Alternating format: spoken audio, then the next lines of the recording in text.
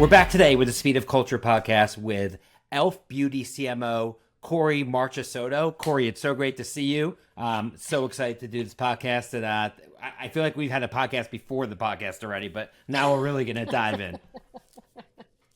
Well, thank you for having me, and thank you for the service that you provide to your audience. I think what you're doing is incredibly admirable, and any way I can help service the audience, I'm happy to do so. Oh, thanks so much. Well, you're doing it today just by joining. And, I've been really looking forward to this, especially because we're coming off the heels of the Super Bowl where you had your big judged beauty spot, which was seen by hundreds of millions of people. Tell me, what goes behind the decision for a brand like e.l.f. to invest in the Super Bowl? And what's the process like to land on the creative insight that you're going to move forward with? That's a loaded question. Let me see if I can unpack that. Coming out hot. Because I would not have advised a brand in their first year on the market, for example, to do a Super Bowl ad. So I do think it's important to just back the truck up. The first time e.l.f. Cosmetics did a Super Bowl commercial was 18 years into our existence. So we had a collection of experiences 18 years long where we had penetrated the digital space as a digital native. We had done all sorts of marketing efforts that were proofing positive of opening the aperture to wider audiences and the benefit that that was bringing both to the audience as well as to the brand. So we were asking ourselves a lot of questions in that moment to say, well, where do we go next?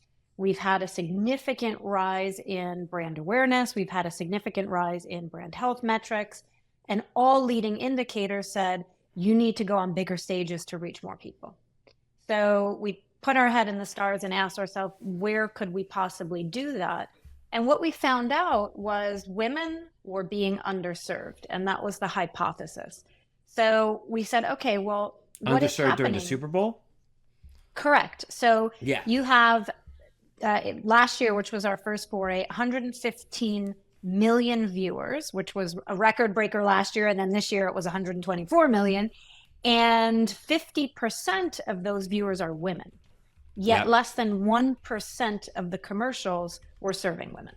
I've been saying that for a long time. And that's not even a new phenomenon. I mean, the NFL has long been the most watched live program amongst not just male, but female viewers as well. Yet you see so many ads for pickup trucks and beer and things that don't really target women. Yeah. So we decided to bust down that wall, and we came in real big last year with Jennifer Coolidge. And that spot was all about our Power Grip Primer. And the reason we chose those two cultural BMFs is because Jennifer Coolidge was having an incredible moment, and she had this unique ability to really speak to all generations. And then we had this product that came out like a bat out of hell called Power Grip Primer that was TikTok viral, and everybody was obsessed with the stickiness of it. So we said, well, how do we put these two things together in an engaging, entertaining way that has a high level of cultural relevance? We test piloted it with a regional buy, and what came back was extraordinary. Our hypothesis was proof positive. Not only do women want to hear about beauty, but women wanted to hear from us. Right. So we asked ourselves if we should return again, and if we should return bigger and better than ever before. So we did the same thing. We tuned the e.l.f. in, and we asked ourselves, what's happening in beauty? What's happening in culture? What's happening in entertainment? And what came back to us was that e.l.f.'s values were really leading the charge. Our ability to deliver the best of beauty at accessible price points was really part of the cultural dialogue around beauty, and people not wanting to overpay for beauty anymore when e.l.f. can deliver 5-6x lower price than competitors, but yet not compromise on quality. So that conversation was happening. And then courtroom drama was exploding. Judge Judy, Ronald Gladden, and the cast of Suits were How did you uncover in that? number one How did you territory. uncover that trend? Data, right? So we looked into the data. Judge Judy's show was number one on Amazon Freevee. Suits was having an explosive year. Yep. Most viewed show after it had launched years Incredible, prior. the resurgence of that, Incredible. So, and we're in a unique position, to use the title of your podcast, where we move at the speed of culture. So we don't start the script on a Super Bowl commercial a year or 18 months in advance. we start it like 6 weeks, 7 weeks in advance so that we make Right. sure that we're at the center of the cultural zeitgeist. Yeah, because I think that brands can definitely try to plan too early. And it's funny, like I was at CES and interviewing Allison Witherspoon, who's the CMO of Nissan, and she was telling me that they have to plan automobiles 7 years out. And I was saying, well, how can you understand what's going to happen with the consumer 7 years from now, where things change now? Every Yeah. 7 minutes. And I can't imagine how hard that would be. But so it sounds like you had your finger on the pulse of this trend. How did you know that that trend of courtroom drama connected with your brand ethos? Like, what, I understand it was a fast growing trend, but how did you make that connection? Sure. So we were reading among many different community sections on beauty that people were starting to judge each other. They were starting to really place judgment on, why are you spending $50 for this when e.l.f. can do it better for 10? So we were watching these trials, if you will, happening in the comment section of social media posts. So it's one of those moments where the bright stars just align and make a constellation. And one of the things that I would say is my superpower is I feel it when that constellation hits, and I tell everybody, just stop, we've hit it. Like, the constellation is there. We have the courtroom drama. We have our value proposition coming up loud and clear. We have all of these people judging one another. And then we can utilize this Halo Glow product that we had, which is our biggest launch ever. Put those things together, bring them down to earth, and make an incredible spot where the community is going to find themselves in it. And I think that's the core piece of this, is to find the cultural relevance and the emotional resonance. Yeah, And that of course. center panel is the sweet spot where these things really fly. And when you mention value and a value brand, one thing I would imagine being in the beauty category is value can be a blessing and a curse, because you don't want it to be a race to the bottom. You don't want it to be mistaken for lack Right. of quality. So as you think about going to market, I guess, how do you balance the two of those things? Your product has to speak for itself. Yeah. And when I think about the growth trajectory of e.l.f., and I'll take you back to 2004 when the company started. In 2004, it was two entrepreneurs, father son duo, who were looking for a white space. They knew nothing about beauty. But what they did see was a white space where women were not being served high quality cosmetics at a low price. It wasn't something Right. that you could find in the dollar store, yet you could find everything else for $1. So they had this crazy idea that not only could they create high quality cosmetics for $1, but that they could sell it over the internet. Now, while that may sound normal today, in 2004, that was an earthquake. Nobody believed you could sell cosmetics over the internet, because you have to feel it, you have to touch it, you have to be able to see the colors, choose your shades, all those things.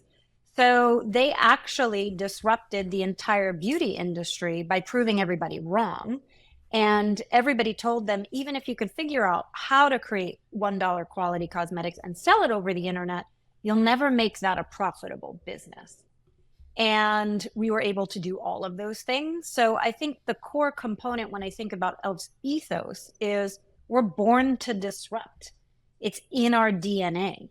So part of the funnel through which we have to pass everything we do is, well, is this disruptive? Tell me how this is Yeah. different. Tell me how nobody else could do this but us. And we really water those roots every single day and make sure that we're constantly feeding our internal algorithm, as I like to call it, so it gets smarter and smarter, but it's built on that same core ethos. And I think a lot of companies lose those standards, that bar they set, as they get larger, as they have to drive volume and please their constituents. Where you're like, okay, well, this product doesn't meet the quality standards, but it meets low value, and then you start brands kind of erode over time. E.l.f. Sure. strikes me as a brand that has been able to keep that cultural, I guess, levels at scale, which isn't easy Yeah. to do. It's not. And I think that's where you need fierce protectors. And Yeah. I'm really proud to say that it's not just me, right? Because sometimes the CMO is the lone soldier who's trying to protect a brand and trying to Yeah. protect an ethos, and they're battling uphill. And I'm really proud to say that our entire executive team is very protective of not only our ethos and our culture, but also our number one strategic imperative as a company. Number one is to build brand demand. Yeah. So Absolutely. we understand the power of brand, but that's that also comes from a ladder of nearly 20 years of learning. We're actually going to be 20 years old this year.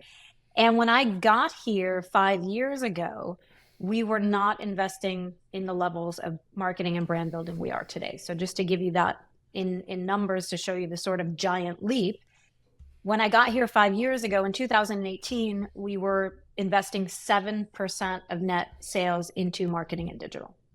That would never get you to the place that we're standing today. We accelerated that significantly over time, and this year we guided to 24%.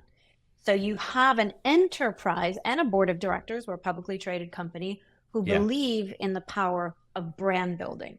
So then the work becomes, okay, if my number one imperative is to build brand demand, how do I do that in a strategically smart, calibrated way? Because if I can prove that this marketing investment works, then I can build even more of it over time. Sure. And absolutely. so you really have to have a set of brand health metrics that you can measure to prove the worth of what you're doing, and also not hold anything so precious that you're not willing to pivot and say, hey, I thought that thing was going to work. It didn't, but great news, let's fail forward. Let's use our set of experiences, both good and bad, as forward movement to inform the next decision. Yeah. And in terms of attribution and making sure that the measurement really delivers, obviously it doesn't hurt that you have this direct to consumer strategy. It's very much a digital first brand. How does that, you believe, give you, I guess, a distinct advantage versus maybe some of the other players in the space that have to sell through third-party retail channels? For sure. And I'm still surprised even saying these words, so I would envision you and your audience are going to be surprised. We are the number one mass e-commerce site. Most of our core competitors are not commerce enabled. They have sites, but they lead all of that traffic to third-party retail. Right. So it does give us a distinct core competitive advantage because we have a collection of first-party data through our Beauty Squad loyalty program, where we now have over 4.5 million members. Right. So that gives us a rich source of first-party data. Now more than ever. Now more than ever. Yeah. That can then inform our marketing effectiveness. So it is this virtuous circle that we're allowed to, drive, basically, which makes us increasingly effective in our actions. So it's really tremendous. And it also, think about that, 4.5 million loyalists. Those are 4.5 million people who live, love, breathe e.l.f. every day, and they are our marketing engine. Yeah, I mean, despite the fact that you ran a mass market Super Bowl spot, we all know that all of media is shifting and becoming more addressable, including TV. And, obviously we've seen changes with Apple with iOS 14 and more recently Google with the crumbling of their cookie, where the ability to have first party data to understand your consumer, to be able to bring them content they want contextually, is really a differentiating factor. One that I think a lot of traditional CPGs that sell through big box retailers are really trying to contend with right now. So the market's kind of coming to where your business model is, which I would imagine is going to continue to drive growth for your company moving forward. Yeah, and our community really informs everything we do. So why do we create specific products? Why do we create specific technologies? Why do we improve specific technologies? Is because we have a community of people who are increasingly vocal, and they're increasingly vocal because they realize we listen.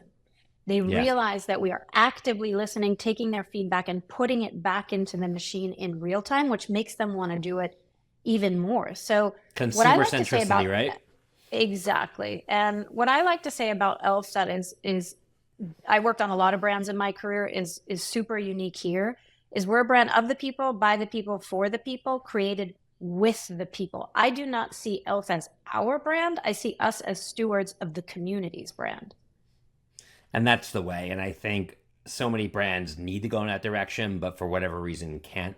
I like to say that the brands of the future are built from the sidewalks, not from the boardrooms. Like you have some of these companies that have myopic thinking, or what we like to call the hippo, the highest paid person's opinion, that makes all the decisions, but those people are largely disconnected, right? But to have I think the leadership support for you to do that, I think often is probably the biggest hump to getting there, because it's hard to break down those cultural boundaries to allow a company to be truly consumer centric. Well, I think there's a couple of things that are really important that I would love to share with your audience, which is you've got to shoot some 3-point shots and shoot them early. You need stories for people to believe in and then want them to be repeated. So what happens sometimes is people come in and they're like, I want to boil the ocean. I want to do a gazillion things. And it's like, just pause for a second and think about what can have the greatest impact in the smallest amount of time. Shoot a 3-point shot. And now you have a story that people are going to take into rooms that you're not. Like, whoa, did you see that when this happened, this happened? And then people are like, oh, can you do that again? How did you do that? So then you get the support of the enterprise because they want to see more and more of that kind of performance. And what we were able to do at e.l.f. when we increased significantly our marketing and digital investment is showcase consistently in small batch nuggets that what we were doing was not only driving performance, but it was driving love, loyalty, evangelism. And you've got to be able to prove all of those things because everything can't just be measured in a number. Right. Because then the you love end up and the in a community race to the bottom. building. Right. Exactly. Love and community brand. building is everything. Yeah, exactly. Yeah, it's brand. And I think, yeah, you're right. And I think that's one of the dangers of too much data is you become too performance focused, you lose brand. And then that does become a race to the bottom. You find yourself discounting when you have low demand. And we've seen that in the beauty and fashion space all the time. There's brands that used to be prestigious brands and now they're on a discount rack at a value chain because ultimately they just kept chasing that, right? And it seems like despite the fact that you provide value to consumers, you'll be able to keep a valuable brand with your audience, which is discerning audience, which is essentially Gen Z and millennials, who I imagine is your core focus. Absolutely. And the key thing on that is e.l.f. is value with values. And if you're going to be a brand that's talking to millennials, especially Gen Z and even Gen Alpha, the values part is fundamental. So what are yes, some of those we values? yes, we deliver the best of beauty and we make it accessible. That's fundamentally what everybody walked in the door for. But why they stay is because we're double certified cruelty free. And we know that our community loves that we don't test on animals when the vast majority of beauty brands still do, which I cannot believe. We are also fair trade certified. We are the first beauty brand ever to be fair trade certified, which showcases a commitment to the communities in which we have business operations. We have a 3% pledge where every year we donate 3% of our profits to charity. So our values are very strong. And what we see is when we stand up for women's reproductive rights, when we stand up against anti-Black racism, when we stand up for democracy, the love for our brand gets bigger and bigger. And the truth is, we're just wearing our heart on our sleeve. That is us turning e.l.f. inside out to share it with our community. And what they're saying is, whoa, we want to learn more about this e.l.f. So one of the things that I realized in our journey is accessibility means a lot of things, right? And most people think accessibility means price and location. Accessibility also means, are your community members at the boardroom table with you? Are the executives bringing them into every single conversation? And I'll just give you a perfect for example, because this is a lot of fun and it's a great way we build brand love. Our community was begging us to bring back this item called Jelly Pop Primer, which was something that came in as a seasonal one-shot item. We took it off market and people lost their minds. Like, what do you mean there's no more Jelly Pop? We need you to bring back Jelly Pop. So my community management team kept coming to me and I'm like, what is shining bright? What is the community saying? They're like, all they want is Jelly Pop. It doesn't matter what we post. The only thing they want to talk about is Jelly Pop. And I'm like, okay, I need to understand this. So I went and I did a TikTok live to have real talk with the community and say, tell me what it is, like, why do you want this thing? What is there about it? That's awesome. I tried to help them understand there were other products. And when I understood what they wanted in the end, I said, I'm not the only person you have to convince. We got to go see research and development and understand how hard this is. We need to see supply chain. We got to go to our CFO and get approval. And then we've got to get ultimate sign off from our CEO. And they came with me on the journey. And every week we went to see a different executive. I've never heard of something and like the that final, before. I love that. And the final sign off was our CEO. And he was hilarious because he thought he was going to be all tests. And then he got on and he saw the community going, bring back Jelly Pop. And he was like, okay. Wow. Yeah. Was there a chance that you go through that journey and have to kill it and say no? I mean, was that performative or was like? I mean, look, the reality was the cry for it was so loud that it was undeniable. That why would we say no? Yeah, Why would we say no to that? Right. But I And you're just wanted the taking them through the community to process. yeah, and I wanted them to understand like this is hard work, guys. Like come with me, right? Come with me on the Yeah. journey. You've convinced me, but we got other people that we got to convince.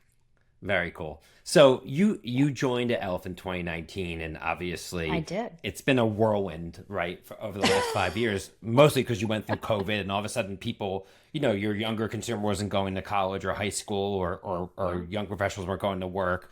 What was it like sitting in your role during COVID, and what types of lasting, I guess, consumer trends have you seen with your audience coming out of it?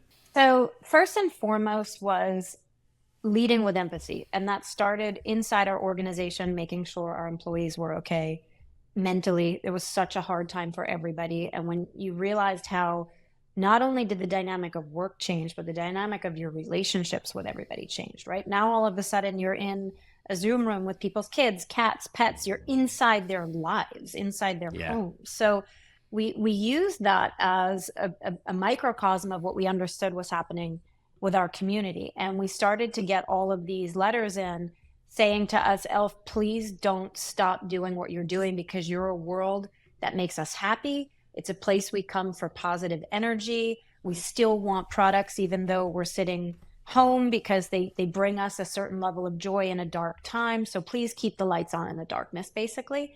So what happened was a lot of companies had to figure out how to operate. So they started turning lots of things off, their innovation pipes. They were trying to figure out how to get their employees to be able to work together. We were already a hybrid culture.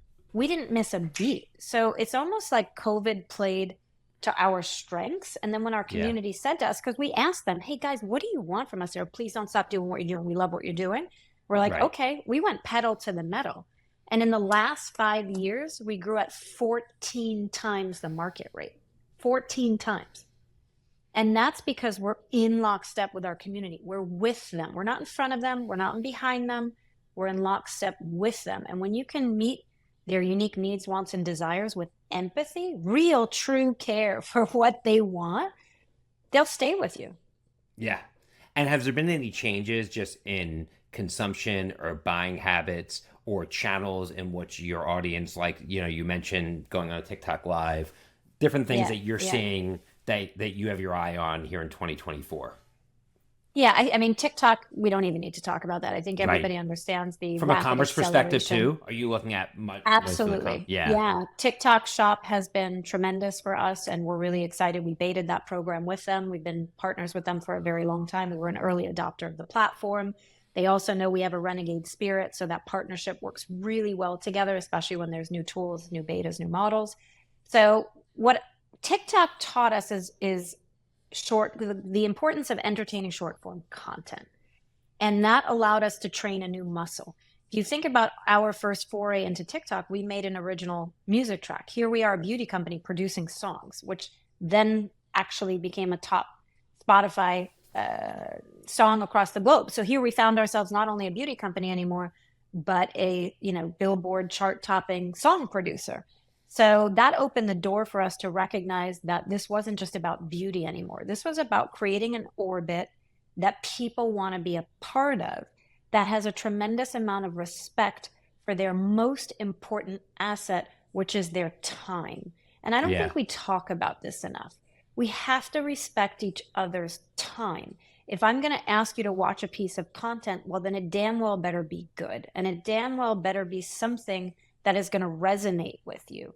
So we put a lot of time and energy into making sure that our content is really fit for the audiences that we're serving across a multitude of platforms. So that's one thing. And then I think what we've seen with our Twitch channel, we're one of the first beauty brands to start live streaming on our own channel on Twitch, which we've been doing now for years, which has been absolutely incredible. But also, we just launched Roblox in November. And in 3 months, we have the #1 rated experience on the platform. And we've had over Fantastic. 6.5 million plays, which is bananas, right?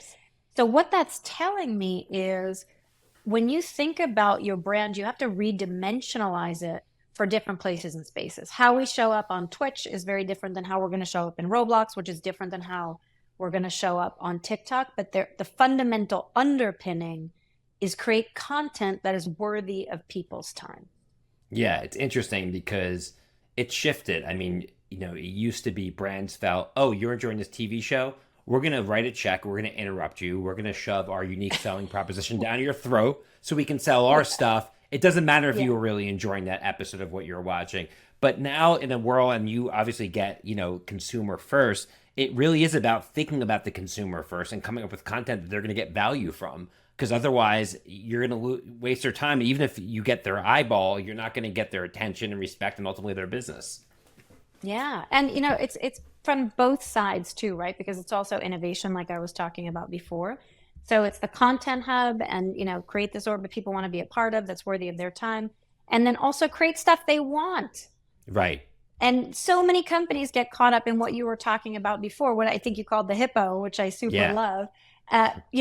They're creating things that they cooked up somewhere that nobody actually wants. And what we're Right. doing is just constantly staying in lockstep with our audience. And that includes not getting precious about things that maybe we got wrong. Like, hey, e.l.f., I love this thing you made, but I wish it was X.